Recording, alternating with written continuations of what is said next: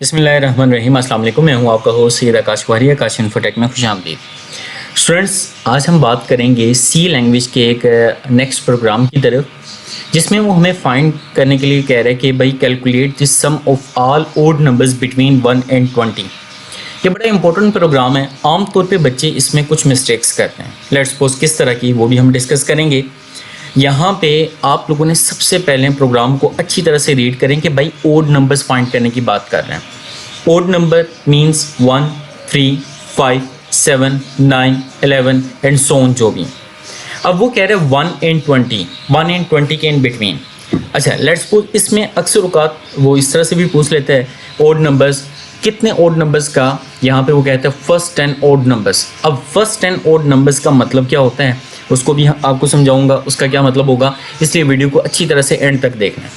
Let's suppose हमारे पास सबसे पहले स्टार्ट होता है hash include stdio.h, hash include conio.h। ये दोनों हेडर फाइल्स हैं। Standard input output header file, console input output header file. उसके बाद वॉइड मेन हमारे पास फंक्शन का इस्तेमाल है। उसके बाद ब्रेसेस का इस्तेमाल किया। उसके बाद क्लियर स्क्रीन का इस्तेमाल करके, क्लियर स्क्रीन का काम ये होता है कि ये जो प्रीवियस प्रोग्राम की आउटपुट होती है उसको स्क्रीन से रिमूव करने के लिए इस्तेमाल होता है। अब यहाँ पे सबसे पहली बात आती है, हमें डिमांड किस चीज़ की है। क्वेश्चन के अंदर हमें प्रोग्राम में डिमांड की जा रही है कि आपने सम फाइंड करना है एक चीज़ और ओड नंबर का। अब नंबर को हम ले लेते हैं इंट। इंट क्यों लिया, इंटीजर टाइप क्यों ली, रीज़न क्या है, क्योंकि उसने कहा 1 and 20 और ओड नंबर्स हमेशा, ओड नंबर्स इवन नंबर्स हमेशा हमारे पास है किस फॉर्म में लाइक कर रहे होते हैं, इंटीजर फॉर्म में। तो मैंने यहाँ पे एक लेट्स सपोज वेरिएबल के तौर पे x ले लिया इंटीजर, इसको मैंने यहाँ पे डिक्लेयर और डिफाइन कर दिया। फिर अब इसके अलावा क्या डिमांड है, भाई आपने सम भी फाइंड करना है। जब आप इंटीजर्स का सम फाइंड करें वो इंटीजर ही होगा। फ्लोट का सम फाइंड करेंगे तो वो फ्लोटिंग में ही आएगा। अब यहाँ पे हमारे पास क्या आ गया, सम। अब यहाँ पे हमारे पास सम आ गया, ये हमारे पास इनिशियल ये डिक्लेयर और डिफाइन हो गया। इसके बाद हमारे पास सबसे पहले चीज़ के सम स्टार्टअप कहाँ से ले रहा है, वो हम लिख देते हैं सम इक्वल्स टू 0। अब यहाँ पर हमारे पास बात आती है कि जब आपने एक लिमिट लगाई होती है ना, तो आपने यहाँ पर क्या चीज़ यूज़ करी है, आप यहाँ पे लूपिंग फैक्टर को यूज़ करते हैं, लूप को, आइट्रेशन को। अब लूप के लिए हमारे पास 3 लूप आते हैं सी लैंग्वेज के अंदर, क्योंकि हम सी लैंग्वेज को यूज़ कर रहे हैं। यहाँ पे सी लैंग्वेज में पहली टाइप आती है हमारे पास वाइल लूप, फिर डू वाइल लूप और फिर फॉर लूप। अब हमारे पास यहाँ पे एक सिंपलेस्ट फॉर्म है फॉर लूप की, जो आपको ईजिली अंडरस्टैंड हो जाएगी। हम यूज़ करते हैं फॉर। फॉर का जो सिंटैक्स है उसमें सबसे पहले आप इनिशियलाइज़ करते हैं। लेट्स को इनिशियलाइज़ का मतलब क्या होता है, वैल्यूज़ देना। अब यहाँ पे x हम लोगों ने डिक्लेयर किया हुआ है, तो x इक्वल टू 1, x को हमने इनिशियलाइज़ कर दिया कि x स्टार्ट कहाँ से ले रहा है, 1 से। अच्छा, अगर यहाँ पे वो कहता है इवन नंबर्स, तो यहाँ पे याद रखिएगा इवन नंबर स्टार्ट कहाँ से हो रहे हैं। ठीक है, आपने जो 0 है या 2 है आपने वहाँ से स्टार्टअप लेना है। ये इसलिए बता रहा हूँ कि अगर आपको लिमिट दे देता है कि भाई 2 से आपने 20 तक फाइंड करना है, 0 से लेके 10 तक करना है, ये उस केस में होगा, यानी कि आपने स्टार्टअप कहाँ से लेना है, क्योंकि उसने हमें ऊपर लिमिट दी हुई है बिटवीन 1 and 20, तो हमने यहाँ पे 1 रखा। अब नेक्स्ट जो हमारे पास आता है, अब कंडीशन लगानी है कि भाई ये लूप चलेगा कहाँ तक। अब मैंने ऊपर बात की कि भाई यहाँ पे एक बड़ा इंपॉर्टेंट फैक्टर है। अगर वो कहता है फर्स्ट 10 इंटीजर्स, ये हमारे पास ओड नंबर्स। अब यहाँ पे बच्चे मिस्टेक क्या करते हैं, वो कहते हैं 1 to 10। अब यहाँ पे ये ब्लंडर मिस्टेक है, क्योंकि 1 to 10 के इन बिटवीन 1, 3, 5, 7 and 9 ये 5 हमारे पास ओड नंबर्स आते हैं। लेकिन अगर हम 1 to 20 तक जाएं तो यहाँ पे तब जाके हमारे पास क्या आते हैं, हमारे पास 10 ओड नंबर्स कंप्लीट होते हैं। तो हम यहाँ पे लिखेंगे x is less than equals to 20। It means हमारे पास x स्टार्ट होगा 1 से और चलेगा कहाँ तक, 20 और 20 से कम तक। अब यहाँ पे आप लोगों ने देखा होगा मैं इनको सेपरेट करने के लिए सेमीकोलन्स का भी यूज़ कर रहा हूँ। तो आप फॉर लूप के अंदर जब इन पार्ट्स इनको आप सेपरेट करने के लिए आप सेमीकोलन्स का यूज़ करेंगे। अब लास्ट स्टेज हमारे पास आती है, पहले हमने इनिशियलाइज़ किया फॉर लूप के अंदर, फिर कंडीशन लगाई, और अब हम लोगों ने क्या करना है, यहाँ पे हमारे पास इंक्रीमेंट डिक्रीमेंट का फॉर्म आएगी।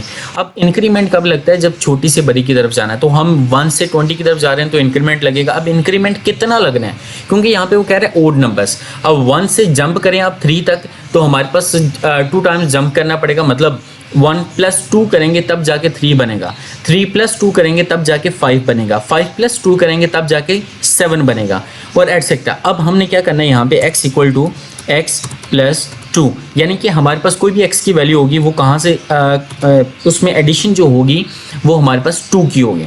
अब नेक्स्ट हम यहाँ पे यूज़ करते हैं, यहाँ पे ब्रैकेट यूज़ करने की ज़रूरत नहीं है क्योंकि ये सिंपलेस्ट फॉर्म होती है।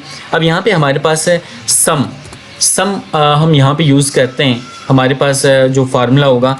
अब सम किस चीज़ का करना है, अब आप ऊपर देखें सम ऊपर किया हुआ 0, सम यानी कि सम के अंदर आपने ऐड करना। अब आप कहेंगे कि सर 0 को क्यों ऐड किया, भाई स्टार्टअप कहाँ से ले रहे हैं आपने इस चीज़ को भी देखना है, इसलिए हमने सम को इनिशियलाइज कर दिया 0 के साथ। अब सम प्लस क्या आएगा x 1 है, अब 0 + 1 क्या हो जाएगा 1 हो जाएगा।